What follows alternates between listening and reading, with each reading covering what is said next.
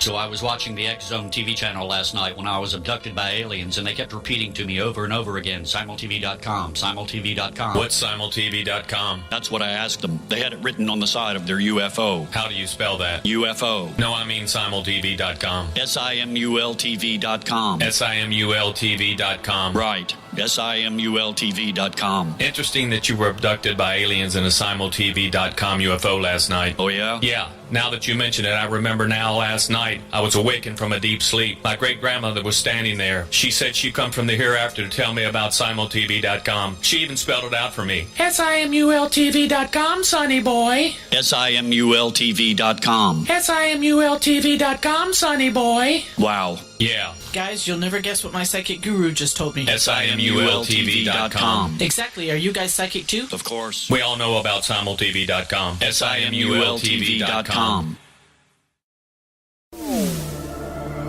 The X Zone Radio Show with Rob McConnell is largely an opinion talk show. All opinions, comments, or statements of fact expressed by Rob McConnell's guests are strictly their own and are not to be construed as those of the X Zone Radio Show or endorsed in any manner by Rob McConnell, rel-mar McConnell Media Company, the X Zone Broadcast Network, its affiliated networks, stations, employees, or advertisers.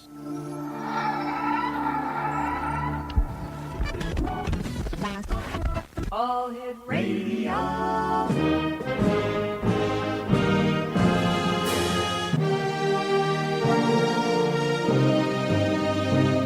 Welcome to the X Zone, a place where fact is fiction and fiction is reality. Now, here's your host, Rob McConnell.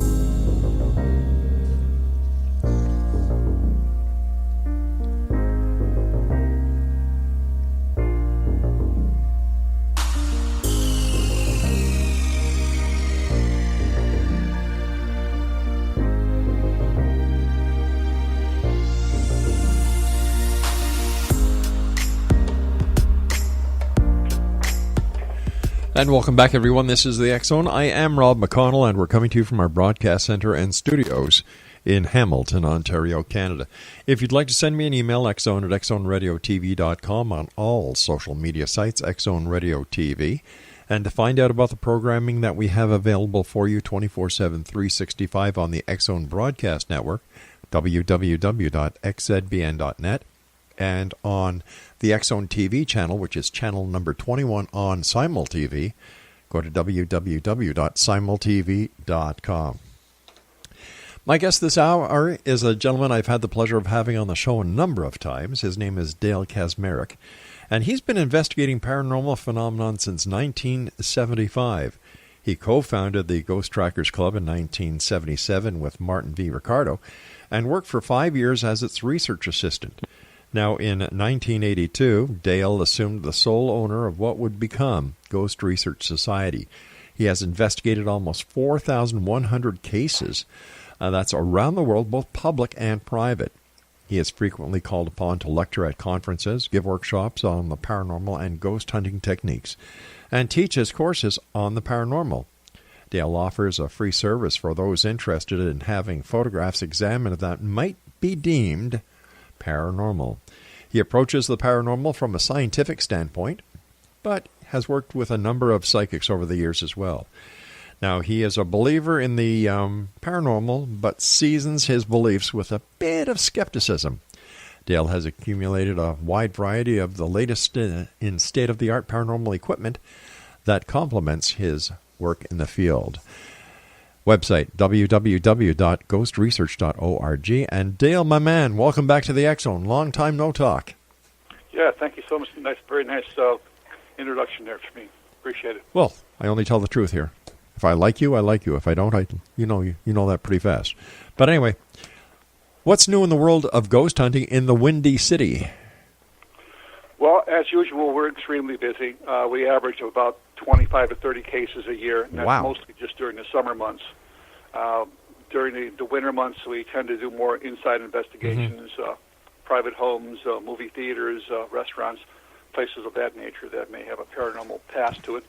We're working with a lot of new equipment that we came across here just recently, which is really really augmented what we do. We do a lot of EVP, electronic voice phenomenon sessions, where we try to gather or elicit a response from spirits that might be lingering at a place we're investigating.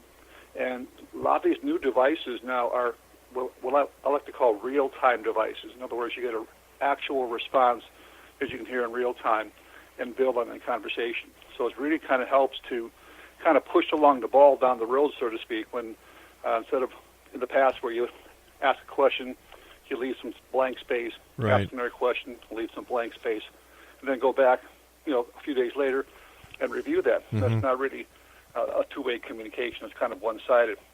So these real-time devices that we're using now kind of give us a kind of an overview of what they're thinking at the moment, responding to us in real time, and then we can kind of build from there. So it must save you a lot of time during the investigation. And can you tell us about this new technology that you're using?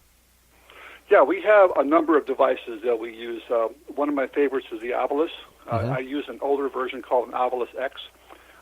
It has several different modes. One is a dictionary mode, where there's about 4,000 some odd words, very common to the English language. The idea is you ask a question, and then the spirits are able to manipulate the database in there and maybe pull out an appropriate response. We tend to use it a lot in what's called a phonetic mode, though. In phonetic mode, it actually allows the spirits to form their own words. There's actually a speech synthesizer built in, so it can actually put together vowels and consonants to form words, and then string those words into entire sentences. So we have gotten entire sentences coming through, which is really amazing. We use a number of ghost boxes, and I know a lot of people kind of frown on ghost boxes because they do tend to sometimes pick up, stray radio signals in the background. Right. What we're looking for really is not so much those responses. What we're looking for is things that are in the white noise between these channels. And some of our devices now even give us the capability of disabling the antenna, so you're not picking up any radio frequency at all, unless you happen to be in an area with a very, very strong signal. What kind of sentences are you getting from the other side, and what's it like to be able to talk to a spirit in real time? Well, it's amazing. It's a really a leap beyond what originally the early EVPers used to do. In other words, they would sit in front of an old reel-to-reel tape recorder, open reel tape recorder, and someone would play like white noise in the background.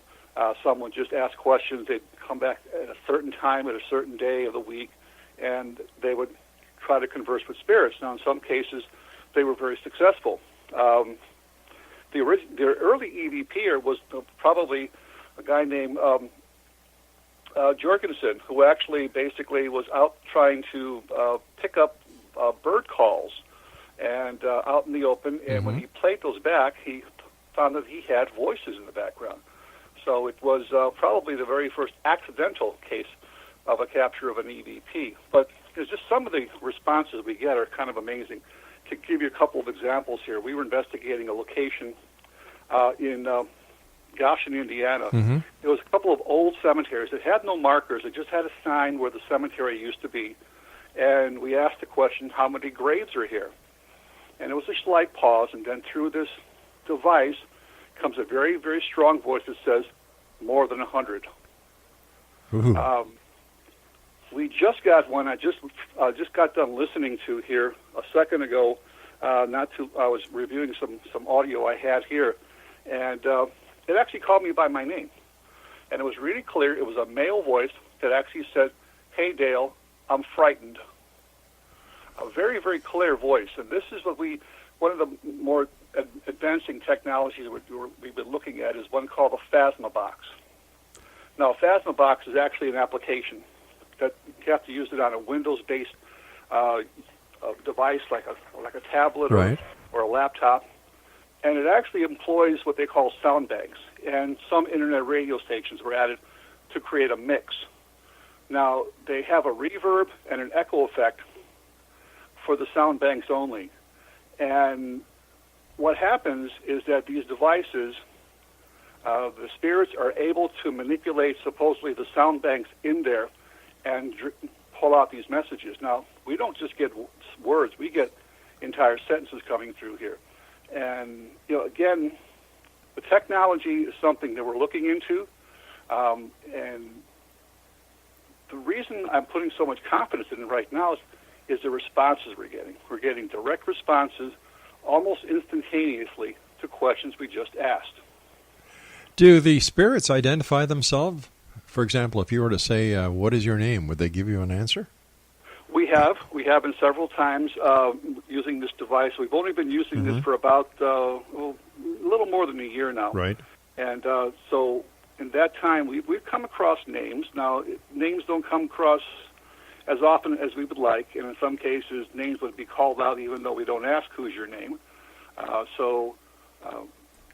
But it's almost kind of eerie when you get your own name called out during an EVP session. Especially from spirit on the other side, yeah. Not only using this device, but using other devices like in Ghost Boxes or Diabolus in phonetic mode.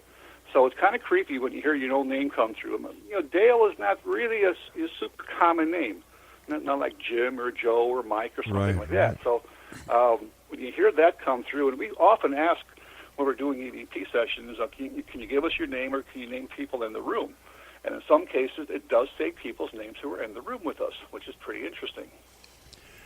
It must be really freaky to know that this voice is coming from the other side, and not knowing exactly what's on the other side makes it that much more freaky. It is. It absolutely is.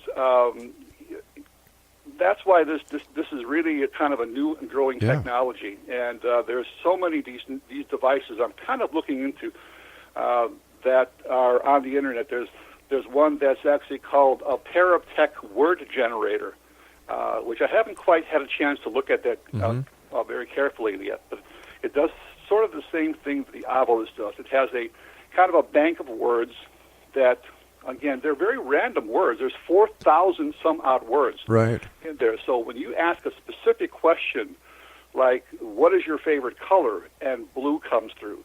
Or, how old are you? And a number comes through. Whoa, I'm sorry about that. The producer's just letting me know that we've got a break. So please stand by, Daryl. Dale. It's one of those days, my friend. Dale Kaczmarek's our special guest this hour, X-Zone Nation. www.ghostresearch.org, and I'll be back on the other side of this break as we continue here in the X-Zone from our broadcast center and studios in Hamilton, Ontario, Canada. Don't go away.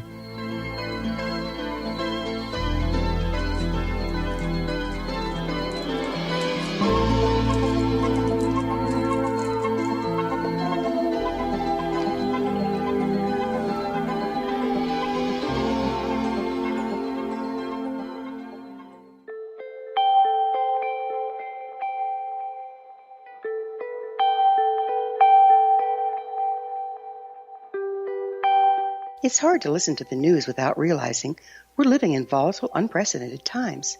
Yet never has there been such an opportunity to transform the human condition. As old structures fail, where can we find the guidance to co-create a better way? Find Your Path Home is an ever-evolving, leading-edge information, education, and healing resource center designed to support and guide you on your path to unity and enlightenment. Based on sound principles employed by shaman worldwide, we provide techniques that can support you through the current transitions, offering online shamanic classes, international long-distance shamanic healing sessions, complimentary Mission Evolution radio episodes and Stairway to Heaven TV vignettes, seminars, retreats, and much more. All of this can be found on findyourpathhome.com.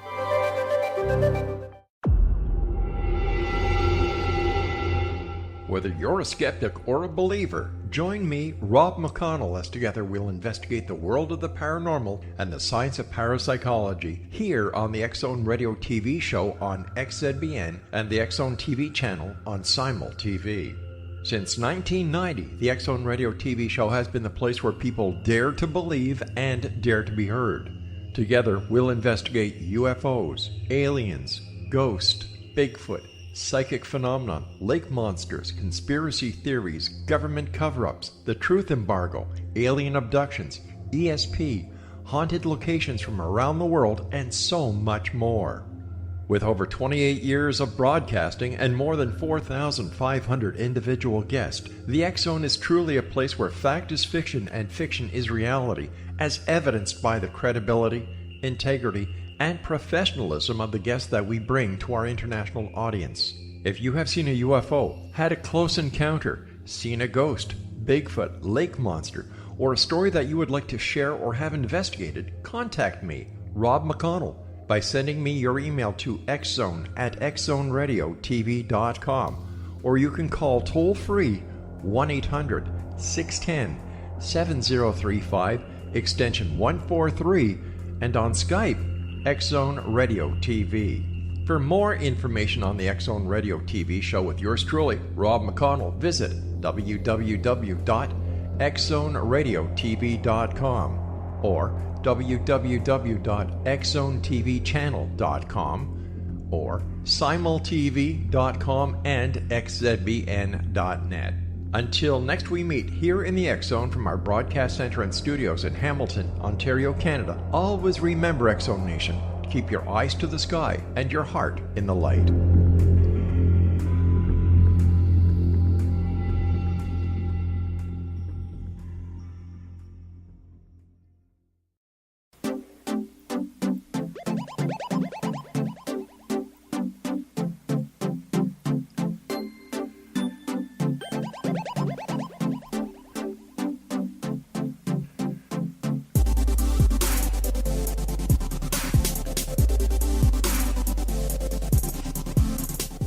Dale Kaczmarek's our special guest of this hour, X-Zone Nation. His website is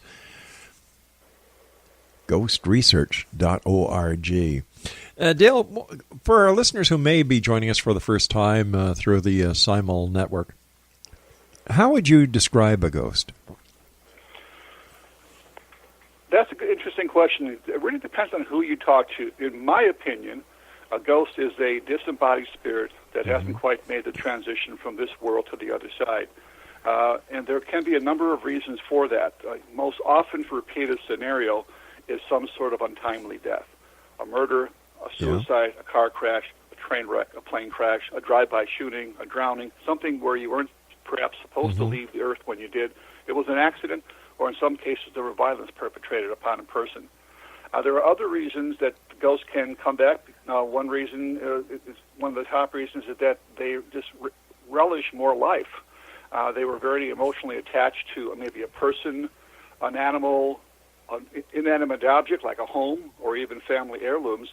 And these can actually have like what you call place memories, where people can actually pick up what they believe to be psychics, that is, can pick up through psychometry what they believe to be spirit attachments to some of these objects. So there are many examples of objects being, I won't say possessed, but at least have some sort of spirit attachment to it. So spirits sometimes drop in during times of when people are going through a rough time in their life. I like to call it kind of a visitation apparition.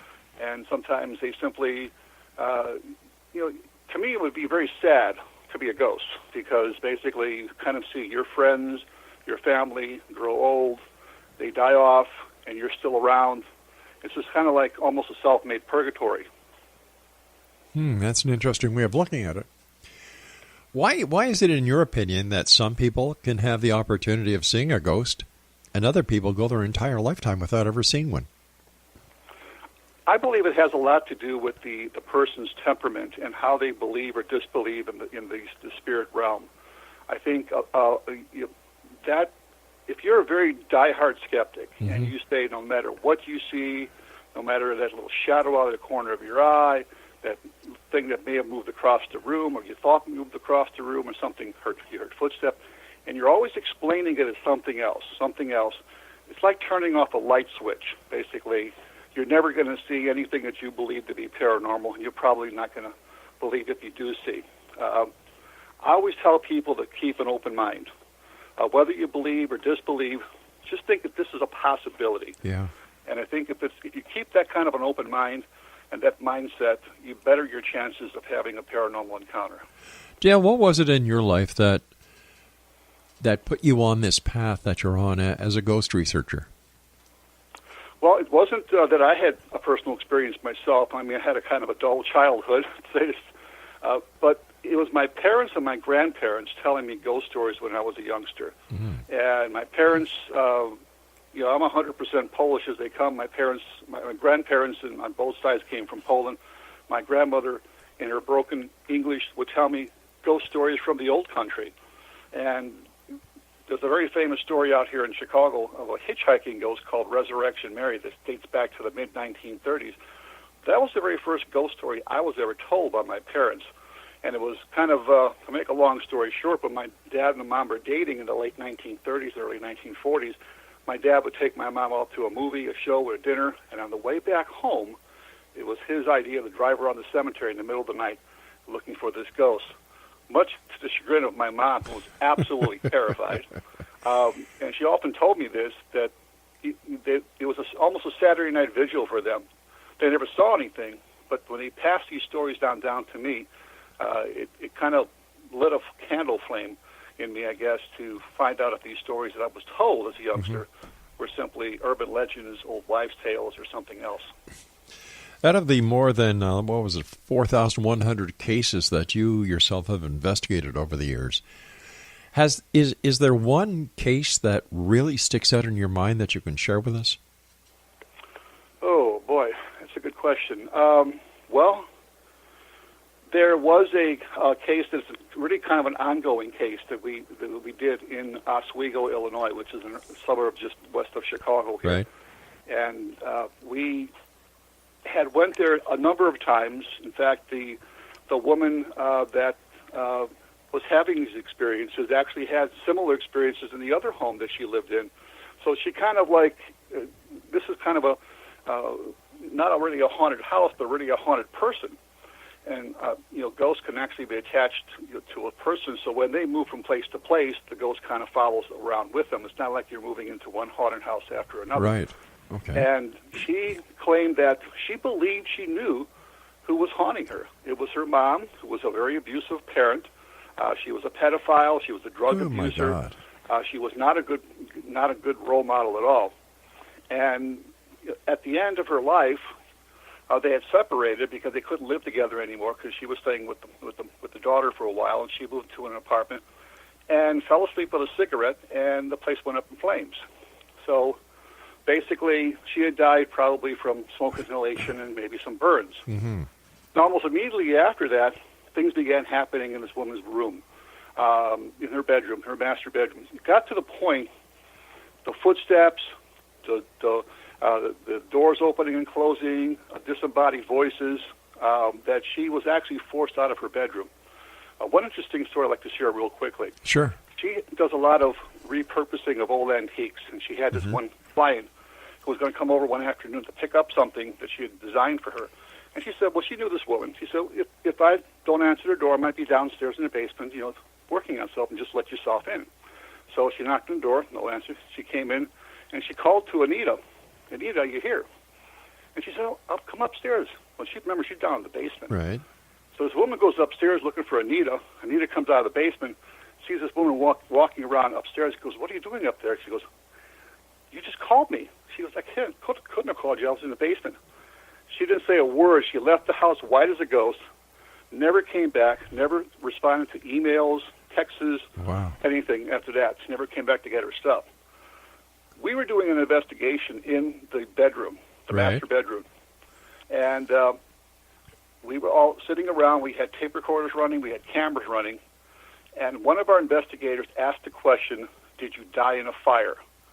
And immediately we heard a sound of a woman kind of going, kind of like she was in distress. And we had a kind of a rookie investigator with us who right away said, well, it's got to be a cat, right? And there's no cats in here. There's no animals in the neighborhood. And this was summer. This was kind of chillier out, I would think, in the evening, and the windows were closed, so we were picking up outside noise. And we asked the follow-up question, is that you? And we still got that, but kind of lot fainter. We actually put Anita in the bedroom to kind of act as a human trigger object, kind of to elicit a response. She said, if you call me, you guys are going to come running upstairs. I said, we got you on camera. We can see you all the time. And the whole time she was in there, she was hearing noises, and we could hear the noises of people upstairs. We took a break. We went down to the command center where we had cameras set up. We had one We had two people upstairs sitting down in the bathroom doing an EVP session. We could see them on the camera. They were sitting down the whole time. And about that time, we all heard 3 or 4 sets of running feet run directly over us into another bedroom. Nobody else upstairs. We all looked upstairs and they go, "What's that from?" It's still an ongoing case. There is such bizarre phenomena. She's sleeping right now in a studio couch downstairs. Refuses to go back into her bedroom. Her husband was kind of a skeptic until he began to see things himself. And then he, kind of, well, maybe there's something going on here after all. Seeing is believing, right? Exactly. It's one of our most interesting cases. We actually were on a segment of Paranormal Survivor for that. She told her story on that. And very believable. There's so many things more I could tell you about that case. Just the strange appearances of objects, disembodied voices, shadow figures that she saw. I mean, it was really quite amazing. How often do people try and pull the wool over your eyes? Well, I've actually never had that happen, at least from what I've been able to determine. I do a very thorough interview with people. First of all, I like to have them tell their story in their own words, and then I kind of fill in the blanks with questions and things I need to ask. And I've never yet been to a place where it was staged, where people were trying to pull the wool over my eyes. And really, what purpose would it serve? Because there's really no financial gain. It's really a waste of their time and my time both. But again, I can pretty much tell from what people are telling me, because I've interviewed so many people on the past, whether or not this is something a little bit too good to be true. Why is the Chicago area so haunted? Well, Chicago has a rich history of untimely death and violence. So many places: the Great Chicago Fire, the Iroquois Theater Fire, the Eastland that capsized, killing 844 people, plane crash of Flight 191 that lost an engine, that killed 286 people, the Our Lady of Angels Fire killing 90 children. Oh, I mean, over and over and over again, violent death, and in some cases, massive death. So lots of these locations where people were here one moment, gone the next. Perfect example, plane coming down, crashing. They still linger at these locations. We've got some amazing evidence at the site of the flight crash, Flight 191 crash in 1979, and we're hoping to go back there this year. All right, Dale, we're going to have to take a break for our news. We'll be back on the other side as we continue talking to our good friend Dale Kaczmarek.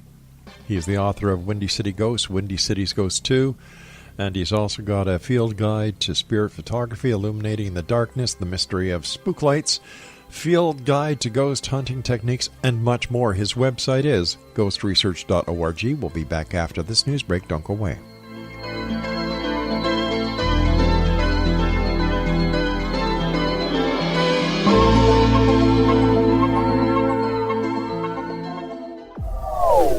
They are here, and they've been here for thousands of years, making their presence known in the shadows. They might be seen by a lonely motorist on a deserted road late at night, or by a frightened and confused husband in the bedroom he is sharing with his wife. But who are they? What do they want? Why are they here? Perhaps most concerning, has the government been aware of their presence all along? The new book by Ellie Marzulli, UFO Disclosure, the 70-year cover-up exposed, delves into the world of UFOs. Can full disclosure be soon? Order now and receive a free hour and 37-minute DVD on the UFO phenomenon. UFOs are real. Get both the book and the DVD, a $40 value, for only $19.99. To order your book and DVD today, go to lamarzulli.net. That's LAMARZULLI.net.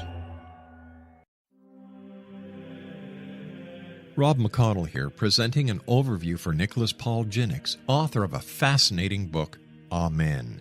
It presents facts revealed by Egyptologists, facts that enable us to understand why Amen is the beginning of creation of God. It provides recommendations for religious leaders of the major religions to unify their beliefs and teach the Word of God. Love one another. Amen informs people how mankind conceived God. It was the Egyptians that developed the concepts of a soul, a hereafter, and Son of God. And finally, after the worship of many gods, they conceived the belief in one universal God, the maker of all there is. For more information, visit www.futureofgodamen.com. That's www.futureofgodamen.com.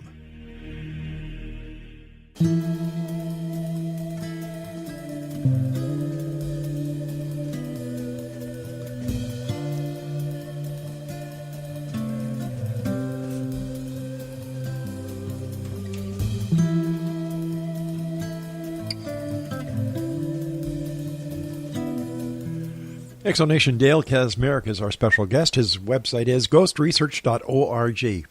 And Dale, with all the ghosts that all the disasters and the fires and all the death that has occurred, do these spirits finally go to the other side where they can rest and, or do they remain for some unknown reason? Well, again, because the theory is that many people that die suddenly or violently don't realize that they have passed on. Mm-hmm. They think that they're still alive in many cases. That's why they will continue to be seen, maybe at the place of their death, maybe in a house they lived in for a long period of time. That's why you get the idea with the residual haunt, right. Which is footsteps that are constant, dishes rattling in the morning, somebody cleaning up their dishes after their breakfast, pots and pans rattling, radios, TV sets going off and on, flickering of lights, things of that nature. These are all common things that these people did while they were alive. So if they're still hanging around for whatever reason, perhaps not realizing that they have passed on, they might just continue to do those things that they did in the after before they died. And the other flip side of that coin, obviously, would be, do they eventually move on? Well, in some cases, yes, they do. In some cases, I do work with professional psychics, have in the past, that claim to be able to make that connection, if you will, and to kind of show them the way to the other side, tell them to kind of reach out to friends and loved ones who have passed over on the other side, not necessarily telling them to go to the light, which is kind of a misnomer in my way of thinking, because we know what ghosts look like. At least we know how ghosts are depicted through Hollywood, through motion pictures and so forth, and in real cases. But we don't know what a spirit looks like, what they perceive us as, in other words. Is there a difference between a ghost and a spirit? No, not really. Okay. I use those words interchangeably, All I right. guess. I should probably just say ghost. But we don't know how a spirit sees us. They may see us as a light, as a energy source, as a brilliant white light of some kind, because we have that living energy. Right. So by telling a spirit or a ghost to go to the light, you might be telling them to go and attach yourself to the nearest person and stay there. I mean, we don't know. It's just kind of a theory of mine. It's kind of a thing I've been working on for a number of years. You've been working on, like you said, on ghost cases for many years, over 4,100 cases yourself around the world. When do you think that the smoking gun as to the reality of ghosts will be established? Yeah, I think when the technology finally catches up. I mean, we're getting to that point now where more and more interesting pieces of equipment are coming forward. When I first started back in the mid-1970s, late 1970s, there was no such equipment as you see in today. I started out with a tape recorder, a cassette tape recorder, a 35-millimeter camera, and my EMF meter was a compass. And that's all basically they had back then. As technology began to catch up, we started to take devices that had other purposes, such as cell sensors, yes, and things of that nature, Dr. Gauss meters, which pick up electromagnetic frequency, but not necessarily ghost, and we adapted them to ghost hunting. Now, we got new technology, bright minds out there that are devising and building specific equipment designed only for that purpose of paranormal research. So as technology continues to grow, we're going to eventually, I hope, make a major breakthrough. Some major piece of equipment is going to be developed somewhere to make that connection. If you remember, even Thomas Edison was working on a device which he thought could communicate with spirits. That very brilliant mind of his thought there was some way that he would be able to connect. And, of course, those plans they were working on were lost forever. Can a ghost or a spirit harm a human? I would say no. In my opinion, and again, this is my opinion, and I've worked on a number of cases. Mm-hmm. I've also, read tons of books. I've went through the literature of ghosts and different cases, and in all the cases I've studied, nobody's ever been harmed by a ghost. Now, there are cases where poltergeist-like activity takes place, where there's some movements of objects, but even in those cases, there are reports that the objects seem to zigzag around people, not even trying to hit persons. There is a realm which I have not yet been able to prove or disprove, and that's where you get into something very dark, very sinister, maybe what people would call demonic, where there could be cases where people have been hurt and injured and even some cases possessed. It's not been my experience, though. I have not yet been able to uncover any such cases in my research, and perhaps one of the reasons is I screen my cases so very carefully. If there is something that we deem to be very negative, diabolical, demonic, if you will, I would rather steer clear of those cases and give them to somebody more seasoned in demonology. What I kind of like to prefer to investigate is something more like Casper, Are you ever concerned that you might be bringing some unwanted guest back home with you? I have it. I have in the past. Oh, my gosh. Again, my wife wasn't too happy about it. I did it accidentally. I mean, we were investigating a case out in a cemetery where a young girl had been seen, and we were out there at night on the way out in the middle of nowhere, and we didn't really get anything as far as an EVP, no communication. At that time, I didn't know I had sleep apnea, but I was snoring very badly, so my wife, sometimes if I got really bad snoring, she'd go upstairs in the other room and went to sleep.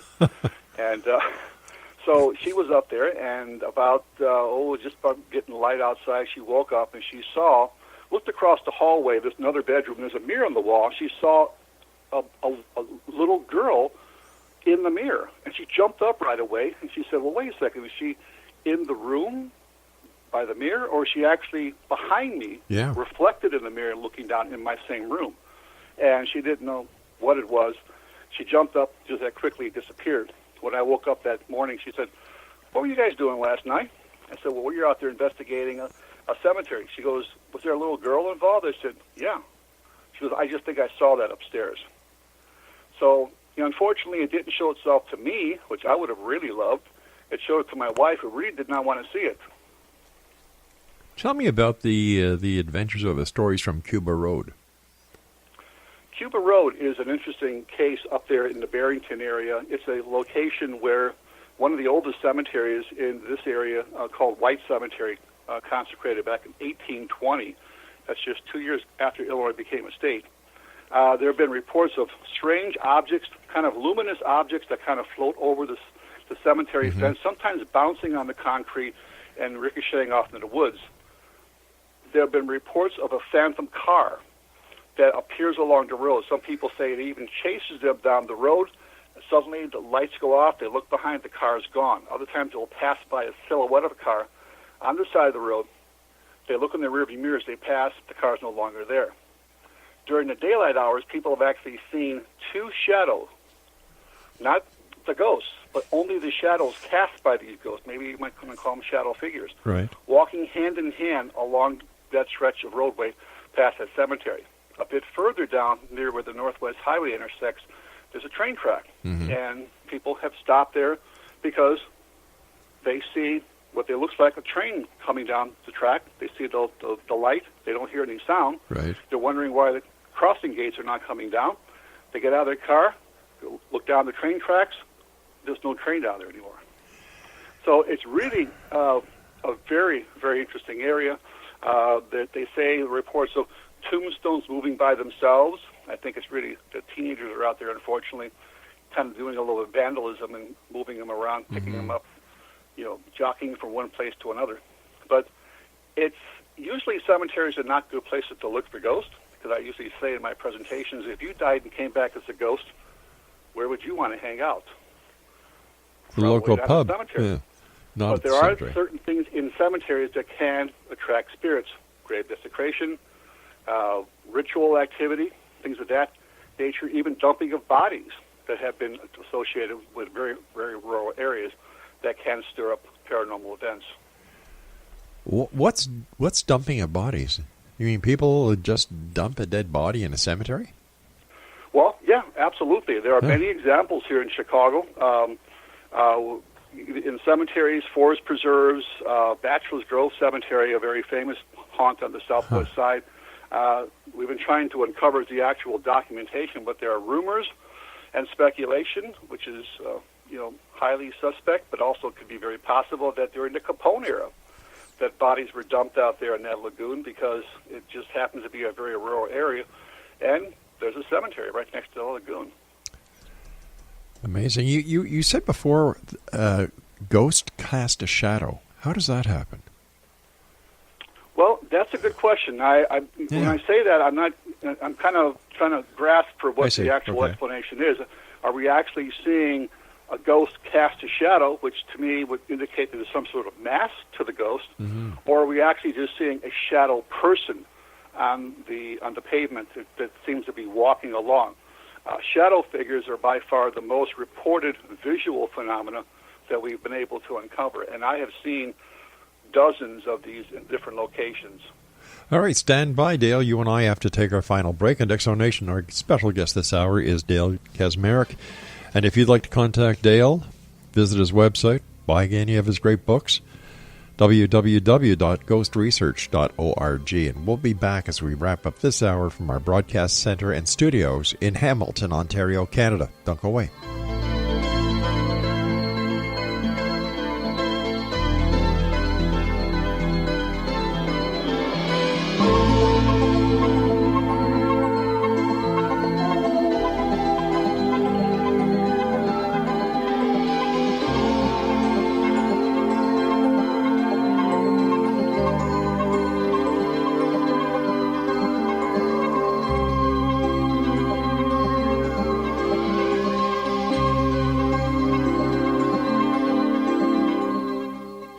Heard of the X Zone? Now watch it on Simul TV, plus 500 video games, live TV channels, free video on demand, worldwide, and more.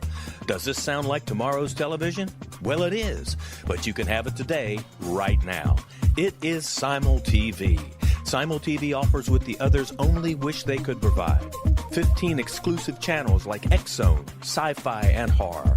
We are worldwide. No other provider offers that. 500 built-in video games. No need to have an extra expensive system. We have them included. Free video on demand. Live streaming events from around the world. Interactive online network, and much more. Tomorrow's TV today. Simul TV. Sound too good to be true? Well, it's not. You can have Simul TV today. Sign up at simultv.com. Do it today.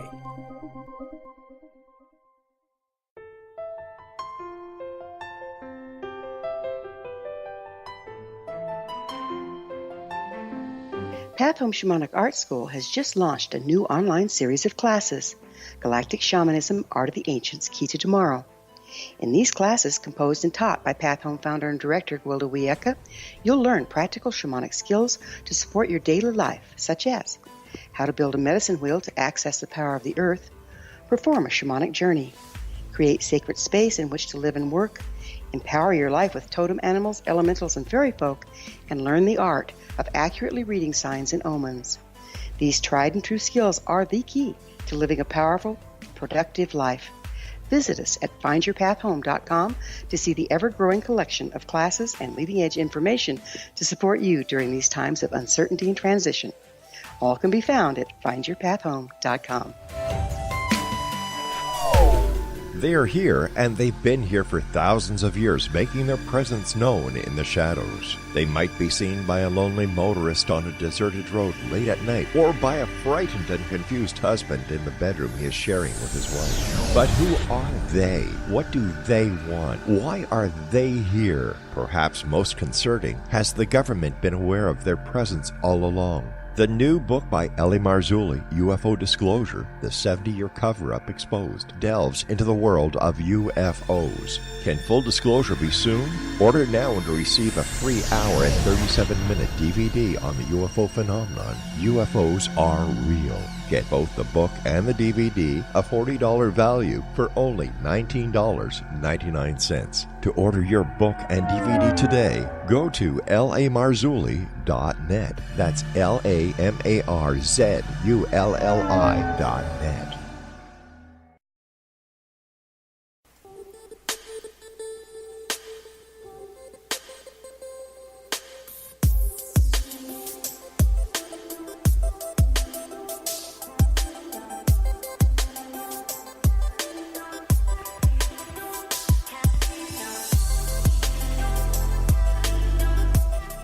Dale Kaczmarek is my special guest this hour, Exonation, www.ghostresearch.org. How has Hollywood either helped or hindered the professional ghost researcher like yourself? Well, actually, I think it really made people more aware of what was out there. I think the real turning point was in 1984 when the movie Ghostbusters came out, believe it or not. Yeah. I've noticed, because I had been doing it years before, and I'm still doing it now, that before Ghostbusters came out, there were a lot of people that had ghost stories that didn't want to tell them. Really, eh? Their fear of being laughed at, ridiculed, or dragged away by the men in the white coats. After Ghostbusters, and even these movies like Poltergeist and some of the more advanced movies that got into paranormal techniques, that people were more open and willing to tell their stories, and it seems like it kind of opened up the floodgates. It also, some of these TV ghost hunting shows on reality TV, also, even though they're not always entirely accurate in what they do, they have attracted a lot of people to the paranormal that would not have obviously even thought about entering a field like this before. So I think Hollywood and even these reality ghost TV shows have actually helped the paranormal. Well, let me ask you this, Dale. Why do you think ghost hunting is still so popular and more people want to become ghost hunters now more than ever? Well, I think because it's becoming maybe more easy to pick up evidence, to photograph, to use cameras, infrared cameras, full spectrum cameras, to gather evidence. And I think a lot of people are just curious of what lies beyond death. I mean, it's a matter of faith. If you're a religious person, that we are always told that this isn't our entire lifetime, that we have something beyond, you might call heaven, hell, the other side, that altered state of consciousness or whatever. So people are always interested to find out what lies beyond death's door. Are there people on the other side? Their friends and family who have died before them, are they still there and conscious in some way that we're able to communicate with them? I think that's what gets people involved, is that idea that you can communicate with somebody that you knew that's already gone. How much does a person's belief, religious philosophical belief, play in the makeup of a paranormal experience? Oh, quite a bit, I believe. I mean, again, getting back to the idea, if you were a steadfast skeptic or an atheist and you didn't believe in God or the paranormal or anything like that or the afterlife, then you're probably never going to see anything because you're just such a firm disbeliever. I mean, there are people that they call themselves agnostics that are not quite sure if there's something to the other side. And then you got the believers on the other end who believe, they're Christians or whatever type of religion, that they believe there is something after we die. So I think, your mindset has to be focused at least on, as I said before, just being kind of open-minded to that subject. And if you're very, very against it, you're not going to see anything or probably experience anything. You probably won't believe that there's anything after we die. We just kind of rot in the ground or whatever.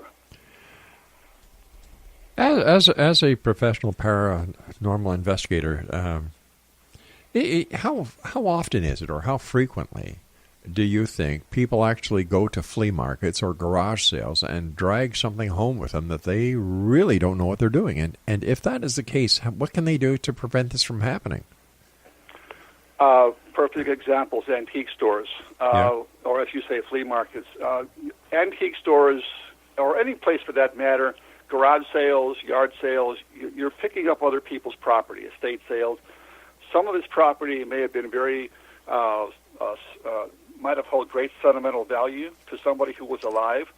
They loved that piece of jewelry, that brooch, that ring, whatever it may be, and there's some sort of place memory or some sort of psychic connection still with that person and that object. So sometimes when people buy those objects, unwittingly, they might be inheriting something else. It doesn't always happen. I mean, there was a very good case of mine where their entire house was filled, basically floor to ceiling, with different objects, and eventually they kind of narrowed it down to just these two objects they thought were a set of angel cherubs. Right. He said that, do you want them? If not, we're going to basically get rid of them. I said, well, okay, send them to me. I'm not sure my wife's going to appreciate that too much. Almost immediately, things began to happen here. I actually heard a sound of rapping on the inside window.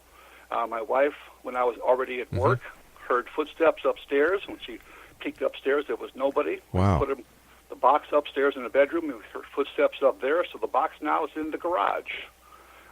Hasn't been active in a long time, but once you inherit something like that, the only really way to get rid of it is to figure out which object it is that you think might be causing the problem. Then, I hate to say it, pass it on to somebody else or just get rid of it. What about Ouija boards? What is your take on them? Well, Ouija board basically is the two words. It's just a French word and a German word, oui and ja, which means yes, yes. It's really just a piece of compressed wood, but it's the kind of communication you're trying to attempt. You're trying to bridge this side to the other side using some sort of device. It's uncontrolled communication. I like to often summarize it by like picking up a telephone, right, dialing a number with your eyes closed. You never know who you're going to get on the other end of the line. And Ouija boards can be much like that. It's just like an uncontrolled communication. They can, in some cases, be dangerous because a lot of people don't know how to fully operate a board. They kind of open up a doorway, but they never close that doorway. So sometimes it remains open, and things can kind of interact with them for a while until they get tired of it and they finally just move on somehow. I've had a lot of experiences where people constantly call me about Ouija boards, so much I had to put a disclaimer on my website that I'm not a Ouija board expert. And if you're playing with one, don't call me in the middle of the night, which often happens 2 or 3 o'clock in the morning. My goodness. Often a bunch of teenagers around a board that they're scared to death. What about haunted dolls? I had a lady on the show the other day, and she had a haunted Raggedy Ann doll. And she said she went into a store, looked at the doll, and there was a sudden connection. Yeah, again, getting back to the idea of having some sort of connection with that piece, right, that doll, that toy, that little toy truck. I've actually heard of bunk beds. Wow.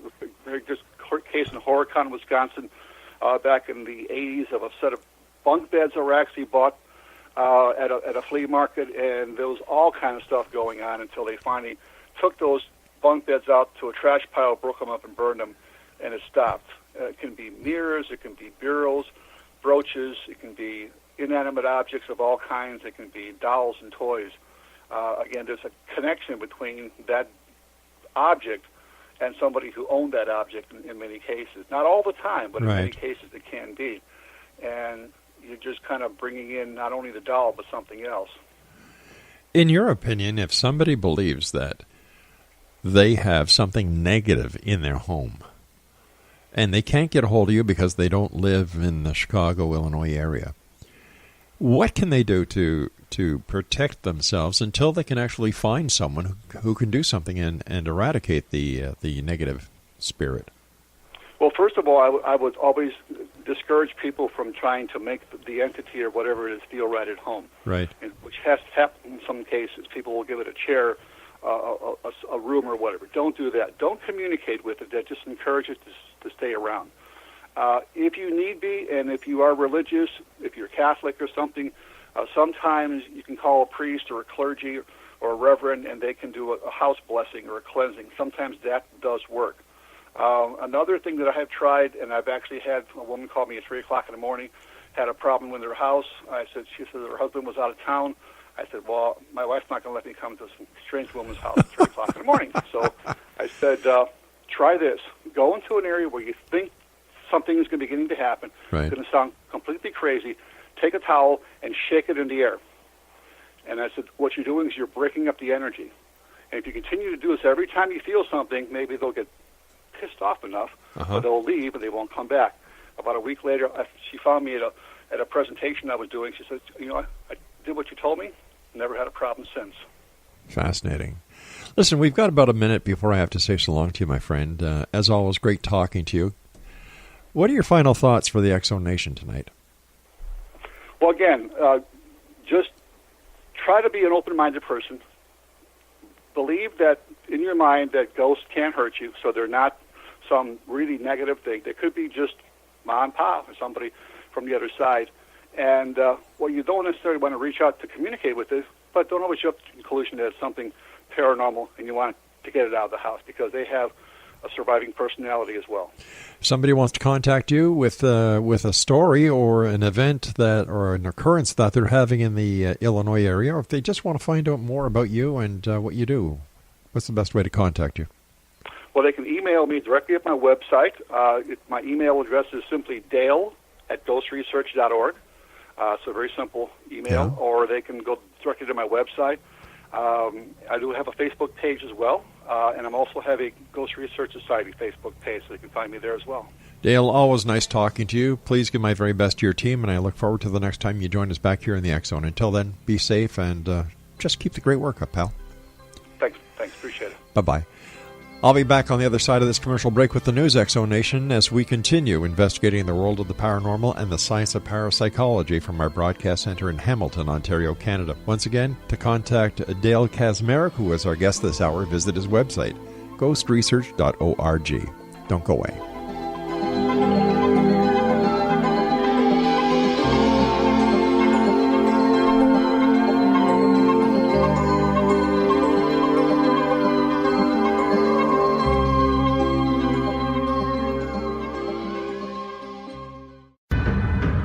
If you are looking for a safe, zero-calorie natural option to the harmful artificial sweeteners on the market today, Just Like Sugar is what you're looking for. Just Like Sugar is a wonderful natural alternative for those health-conscious people who choose a calorie-restricted diet with a great, pure, sweet flavor that tastes just like sugar. Just Like Sugar is a great natural option for people suffering from diabetes and may be useful in restricted diet programs where standard sugars are not allowed and does not cause a laxative effect of some other sweeteners. Just Like Sugar comprises a perfect blend of chicory root fiber, natural calcium, natural vitamin C, and Just Like Sugar's sweetness comes from the natural flavors from the peel of the orange. Just Like Sugar is a natural alternative to harmful artificial sweeteners and will change the way that you believe all natural sweetener products taste. Just Like Sugar is available at your local Whole Foods markets, Wild Oats markets, Henry's, Sun Harvest, and many other fine natural food stores in the U.S., Canada, and worldwide. You have heard of the X-Zone? Now watch it on Simul TV, plus 500 video games, live TV channels, free video on demand, worldwide, and more. Does this sound like tomorrow's television? Well, it is, but you can have it today, right now. It is Simul TV. Simul TV offers what the others only wish they could provide. 15 exclusive channels like X-Zone, Sci-Fi, and Horror. We are worldwide. No other provider offers that. 500 built-in video games. No need to have an extra expensive system. We have them included. Free video on demand. Live streaming events from around the world. Interactive online network, and much more. Tomorrow's TV today. Simul TV. Sound too good to be true? Well, it's not. You can have Simul TV today. Sign up at simultv.com. Do it today.